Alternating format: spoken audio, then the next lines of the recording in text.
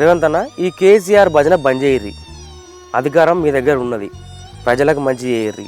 పెండింగ్లో ఉన్న రైతు రుణమాఫీ చేయర్రి, పెండింగ్లో ఉన్న రైతు భరోసా వేయర్రి, పెండింగ్లో ఉన్న ఇండ్లు కట్టిర్రి. ఏదైతే మీరు ఇచ్చిన హామీలు అయితే ఉన్నాయో అవన్నీ అమలు చేయర్రి. కేసీఆర్ వచ్చుడెందుకు, ఆయనతో మనం లొలి పెట్టుకోడు ఎందుకు? సప్పుడేక ఇవన్నీ అమలు చేయర్రి. కేసీఆర్ అన్నట్టు ఆయన సచ్చిన పాము కింద లెక్క. ఇప్పుడు ఆయన వచ్చేది లేదు, చేసేది ఏం లేదు. ఆయన భజన చేసే కన్నా కాంగ్రెస్ ప్రభుత్వాన్ని మళ్ళీ ఎట్లా లేపుకురావాలని చెప్పేసి అని తీసుకురారు. ఇప్పటికీ 50% కాంగ్రెస్ ఫెయిల్ అయిందని చెప్పేసి అని రోడ్ల మీద, ఓటర్ల కాడ, బస్టాండ్ల కాడ ఏం చెప్తుర్రా భయ్ అని చెప్పేసి అని మాట్లాడుతుర్రు.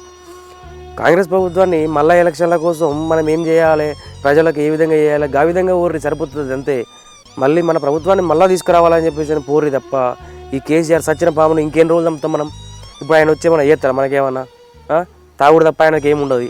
ఆయన వచ్చేందుకు, భజన చేసుకునేందుకు. మనకి ఈ భజన అవసరం లేదు. బంద్ చేయరి, భజన బంద్ చేసి ప్రభుత్వం హామీలు ఎట్లా నెరవేర్చాలి, ప్రజలకు ఏ విధంగా మేలు చేయాలి, ఇటువంటి భజన తీసుకురారి. ఊకే ఈ సత్యన పామును చంపకూరయి, వేస్ట్ అది.